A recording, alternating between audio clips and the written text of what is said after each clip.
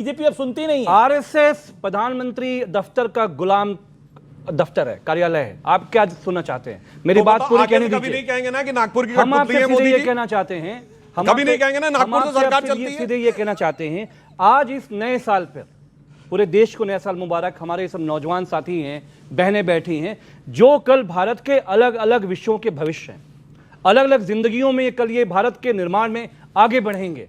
हम सब पॉलिटिकल लोग जो भी यहां खड़े हुए हैं, हिंदू मुसलमान, अपर कास्ट बनाम बैकवर्ड दलित, क्या समाज यहां तो पर हिंदू मुसलमान की बात नहीं हो रही है, तो एकता की बात हो रही है। जब यहां हिंदू एकता की बात हो रही है तो डॉक्टर मोहन भागवत जी को कहना चाहिए था कि मैं चाहता हूं कि एक ऐसा देश बने कि दिल्ली के सारे हिंदुओं को साफ हवा मिले, दिल्ली के सारे हिंदुओं को सरहदों पे पानी में यूरेनियम ना मिले, छिंदवाड़ा में गंदा दूषित पानी पीने से जो 24 लोग मारे गए, बच्चे बुजुर्ग औरतें, मैं चाहता हूं सुधांशु जी आज उनका धर्म बताए।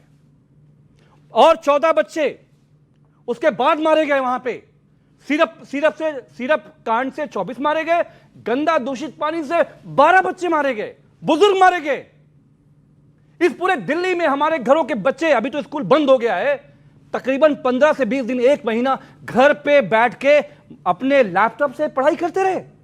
यह भारत का भविष्य है। और अब बात आई है बांग्लादेश घुसपैठ की बात कर रहे हैं। यह हमारा विदेश मंत्री, जब जब जिस देश में धर्म आधारित राज्य बनेगा, धर्मांता के नाम पे जब कोई भी देश खड़ा होगा, जैसे पाकिस्तान खड़ा हुआ, भारत तो कभी नहीं खड़ा हुआ धर्मांता के नाम पर। भारत के साथ भारत को ले जाना चाहते हैं हुआ धर्म के नाम पर। पाकिस्तान, अफगानिस्तान, बांग्लादेश, भारत का विभाजन धर्म के नाम पे हुआ। भारत कभी धर्म के नाम पे नहीं खड़ा था। बीजेपी भारतीय कभी धर्म की बात नहीं करते। जिस रास्ते पर बीजेपी आरएसएस भारत को ले जाना चाहती है, जिस रास्ते पर बांग्लादेश आगे बढ़ रहा है। भारतवर्ष में धार्मिक उन्माद होता तो 800 साल मुगल राज करके नहीं जाते, महाराज 200 साल अंग्रेज राज करके नहीं बोलने देंगे। आपका एजेंडा खराब रहा, बोलेंगे एजेंडा नहीं, सवाल है।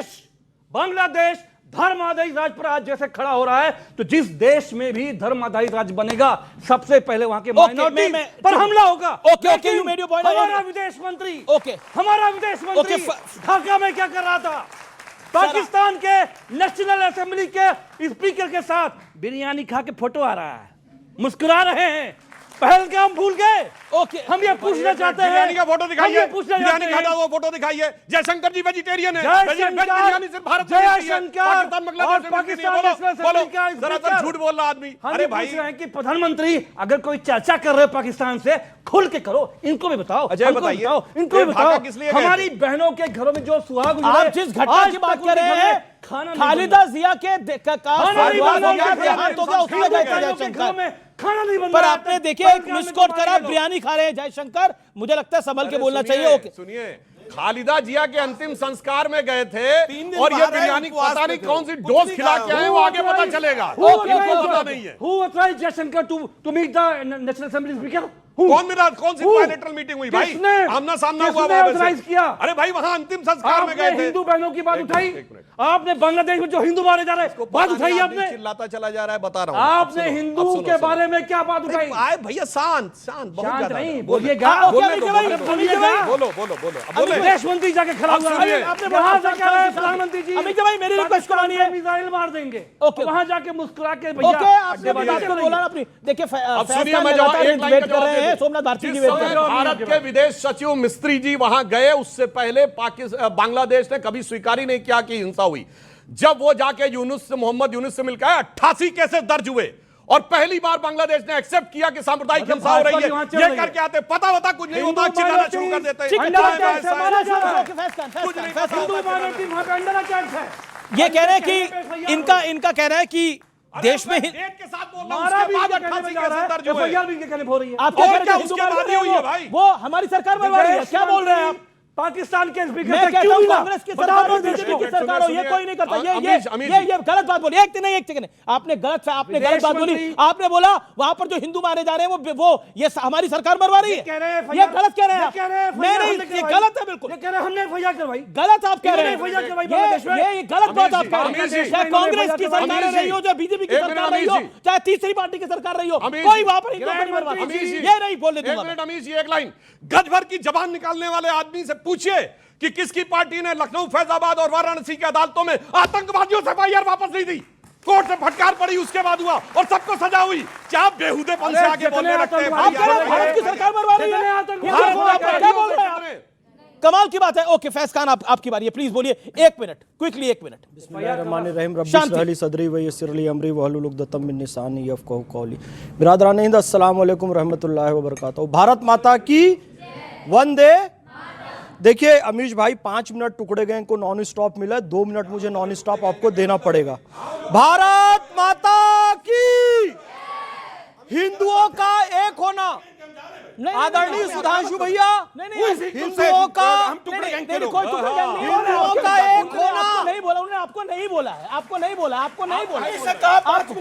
नहीं, आपको, आपने तो बोला भाषा, ये जो फ्रिंज ग्रुप है बीजेपी आरएसएस, भाई देखो साबित हो गया कौन टुकड़े गए। किसी का नाम लिया, किसी का नाम लिया, ओके किसी का नाम लिया, अच्छा ठीक है, किसी का नाम। अच्छा चलिए चलिए, प्लीज प्लीज शांति शांति, आइए। ओके आप अपनी बात को रखिए जनाब, और मैं सीधा बोल रहा हूं, आप अपनी बात को रखिए। मैं सीधा अपनी बात को रखूंगा और मैं डिबेट की मर्यादा को रखते हुए बिलो द बेल्ट ही करूंगा। जो भी करूंगा मैं विश्वास दिलाता हूं, लेकिन हमारी परंपरा यह है कि बिलो द बेल्ट मारने के लिए भगवान श्री कृष्ण ने भी कहा था भीम को, और बिलो द बेल्ट ही कमजोर था इनका, इसलिए वो खत्म हो गए। किसका? दुर्योधन का। तो हम बिलो द बेल्ट ही रखेंगे। तुम्हारी कमजोरी तुम्हें मार डालेगी, ध्यान रखना। टूटने के लिए सितारा काफी होता है और समझदार के लिए बस एक इशारा काफी होता है। अब मेरी बात सुनिए, मैं एक मुसलमान हूं और भारतीय मुसलमानों की छवि आप लोगों ने यह बनाई है कि वो बम बांधकर फट जाए, आतंकवाद की बात बोले, वो कहे सर तन से जुदा, तब उसे मुसलमान मानेंगे। जब एक मुसलमान कहता है भारत माता की जय, जब एक मुसलमान कहता है वंदे मातरम, जब एक मुसलमान कहता है मैं टुकड़े गैंग में शामिल नहीं होऊंगा, मैं अखंड भारत की बात करूंगा, तो आपकी दृष्टि में मुसलमानों की तो बात ही नहीं हो रही, आपने डायरेक्शन ही दूसरी घुमा ली है। मोहन भागवत ने बोला, मोहन भागवत जी ने जो बात कही है, उस पे आइए। मोहन भागवत जी का स्टेटमेंट कि हिंदू जब तक बहुसंख्यक है, सुनिए, तब तक मुसलमानों के तमाम फिरके और ईसाइयों के तमाम फिरके भारत में सुरक्षित हैं। शिया और सुन्नी के नाम पर पूरी दुनिया में मुसलमान आपस में कत्लेआम करते हैं। प्रोटेस्टेंट, कैरिज्मेटिक, कैथोलिक के नाम पर सबसे ज्यादा कत्लेआम दुनिया में हुआ है। लेकिन याद रखिए, शिया, सुन्नी, अहमदिया, देवबंदी, बरेलवी सब सुरक्षित है, तो केवल भारत में सुरक्षित है क्योंकि हिंदू बहुसंख्यक हैं। सोमनाथ भारती जी, देखिए पहले तो ये मैं गुजारिश करूंगा माननीय सुधांशु जी से कि स्वयंसेवक संघ के अंदर एक ऐसा विंग बनाए जिसका हेड इनको बनाए। यही है राष्ट्रीय, बहुत जरूरी है। राष्ट्रीय मुस्लिम मंच है, बहुत जरूरी है, से जुड़ा हुआ राष्ट्रीय मुस्लिम मंच है, राष्ट्रवादी मुस्लिम होगा। और मुश्किल क्या है कि देखिए अभी तक मैं बड़े आसानी से शांतिपूर्वक सुन रहा था सबको। जो बच्चे यहाँ बैठे हुए हैं, जो नौजवान मेरे साथी बैठे हुए हैं, इनके फ्यूचर का, इनके शिक्षा का, इनके सुविधाओं का कहाँ चर्चा हो रहा है? जातियों में बांट रहे हैं, धर्म में बांट रहे हैं। अगर मोहन भागवत जी कहते होते कि जी बच्चों में नौकरियां दूंगा, मैं दूंगा, कहते होते तो सुनता मैं। मुश्किल ये हो रहा है कि उत्तर प्रदेश में एक एसएचओ मोबाइल लेके पीठ पे कहता है भाई तू बांग्लादेशी है, उसका मोबाइल में कह रहा है कि मेरा मोबाइल मापता है सिटीजनशिप। अगर इस प्रकार की मूर्खता इस देश में पनपाई जा रही है, इसलिए पनपाई जा रही है कि हम लोग मूर्ख बन रहे हैं धर्म के आधार पे। धर्म हमारा जाति मामला है, हमारा बेडरूम अफेयर है, किसी को हक नहीं है। सरकारों का दायित्व यह है कि जी जाति मामला तो धर्म, मैंने सुना था बेडरूम अफेयर है धर्म, ये पहली बार सुन रहा हूं। बेडरूम अफेयर कहने का मतलब ये है कि कितना प्राइवेट अफेयर है मेरा, इसके अंदर सरकारों का कोई औचित्य नहीं बनता कि उसके अंदर इंटरफेयर करें। आप देखें, मतलब वहां इंदौर के अंदर कितने बच्चे मर गए, कितने लोगों की डेथ हो गई गंदे पानी से, और क्या कह रहे हैं वहां के मंत्री? घंटा पॉलिटिक्स कर रहे हैं, घंटा बोल रहे हैं। आप सोचिए, इस देश के अंदर मीडिया की यह औकात हो गई, एक सच्चा जर्नलिस्ट उसको क्वेश्चन करता है मंत्री को, कैलाश विजयवर्गीय साहब को, और वो घंटा बोलता है, उसके बाद चैनल डिलीट कर देता है। तो क्या करेगा पत्रकार? चूंकि हमने बीजेपी को खुला छूट दे दिया है, धर्म के नाम पे हमको मूर्ख बनाते रहो और अपना उल्लू सीधा करते रहो। ठीक है, एक सेकंड में अपनी बात पूरी कर लूं। देखिए, हर प्रकार की गलतियां इन्होंने की हैं, लेकिन सब माफ है।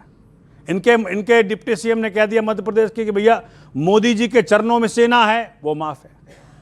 इनके लोगों ने कह दिया कि भैया वो सोफिया कुरैशी को आतंकवादी बोल दिया, जो हमारी बहन है, जो सेना में बड़े अधिकारी पे, वो माफ कर दिया। इनसे कब सवाल करेंगे? घुसपैठिया करते हैं ना। पहले दिल्ली में चुनाव हुआ, बोला घुसपैठिया आए हैं, आम आदमी पार्टी ने घुसपैठिया बैठा रखा है। चुनाव के बाद 10 महीने हो गए, कितने घुसपैठिया आपने दिल्ली से निकाल लिए? नंबर 1 सेकंड में पूरी कर लो जनाब। बिहार में चुनाव हुआ, कहा कि 65 लाख लोगों के वोट काट दिए, सब घुसपैठिया थे। तो घुसपैठिया सिर मुड़वा के, हथकड़ी पहना के, जैसे भारतीयों को भेजा जा रहा है वहां अमेरिका से प्लेन में चढ़ा के, यहां तो बगल में भेजना, बांग्लादेश भेजना है, कब भेज रहे हो? माननीय सुधांशु जी ने एक दिन कहा कि भैया वो सब बिल में घुस गए। 65 लाख घुसपैठिया अगर आतंकवादी के फॉर्म में बिल में घुस गया तो कितना इनसिक्योर देश हो गया है। ओके, यू मेड अब ये घुसपैठिया पहुंच गया बांग्लादेश, ठीक है। ओके, सॉरी वहां पश्चिम बंगाल पहुंच गया घुसपैठिया। सुधांशु द्विवेदी, और मैं बात पूरी करूं, बस आखिरी लाइन। कारण क्या है कि देखिए वहां कह रहे हैं माननीय अमित शाह जी गृह मंत्री हैं देश के, कह रहे हैं घुसपैठिया हटाना है, भगाना है बंगाल से। भैया पहले बिहार से भगा लिया तुमने, बस चुनाव तुम्हारा पर्पस था, दिल्ली से भगा लिया। जी सुधांशु आप द्विवेदी, कह रहे हैं कि जवाब for audience, नहीं, then Dawlat हम Sharma. इसलिए Okay. सिक्योर नहीं कर पाए बॉर्डर। ओके। दीदी लैंड नहीं दे रही थी। भैया डिफेंस जो सब्जेक्ट है वो सेंट्रल लिस्ट में आता है, लैंड स्टेट का सब्जेक्ट, और लैंड किसी का भी सब्जेक्ट मैटर हो, लेकिन जो बॉर्डर सिक्योरिटी है उसके नाम पे आप कुछ भी कर सकते हैं within 50 kilometre. Okay, Sudhanshu Dwivedi, जवाब। कौन से कोर्ट चले गए? सुप्रीम कोर्ट चले गए, कहां चले गए? बेडरूम का अफेयर है, प्राइवेट अफेयर है। बिल्कुल। देखिए, एक धर्म के लिए धर्म घर के अंदर का अफेयर है, और दूसरे के लिए सड़क पे पत्थर फेंकते हुए का अफेयर है। और दूसरे के लिए क्या है कि सड़क के ऊपर ही सारी धार्मिक वो होती है प्रक्रिया, और कभी भी मतलब वो बाहर निकलेगा एक धर्म स्थल से पत्थरबाजी करते हुए, इंस्पेक्टर अयूब पंडित जैसे लोगों को मार भी देगा श्रीनगर में, तो वो कोई अफेयर नहीं होता। That's all together a different thing. तो इसलिए मैं कहना चाहता हूं, अब जो आपने हिंदू की बात कही, ग्रोथ की बात, बिल्कुल मैं कहना चाहता हूं, एक दौर था इस देश में, कहा जाता 2% की ग्रोथ रेट होती थी नॉर्मली, 1.5, 2, 2.5, इससे ऊपर भारत की ग्रोथ रेट नहीं होती थी 50 के दशक से लेकर 90 के दशक तक, और उसका मजाक उड़ाया जाता था ये हिंदू ग्रोथ रेट है, यानी हिंदू इससे आगे नहीं बढ़ सकते। आज मैं पूछना चाहता हूं, आज वर्ल्ड की सारी मेजर इकोनॉमीज में फास्टेस्ट ग्रोइंग इकोनॉमी कौन है? भारत 8.5% के साथ। यह हिंदुत्व की ग्रोथ रेट है। जब से हिंदुत्व वाले आए हैं तब से यह अंतर आया है, और अब हम चौथी बड़ी अर्थव्यवस्था बने हैं, चौथे बड़े स्टॉक एक्सचेंज बने हैं, तीसरे बड़े ऑटोमोबाइल मैन्युफैक्चरर बने हैं, दूसरे बड़े मोबाइल हैंडसेट के मैन्युफैक्चरर बने हैं, और डिजिटल ट्रांजैक्शन में दुनिया के नंबर 1 देश बने हैं, और चांद के छूते कोने दक्षिण ध्रुव को छूने वाले दुनिया के पहले देश बने हैं।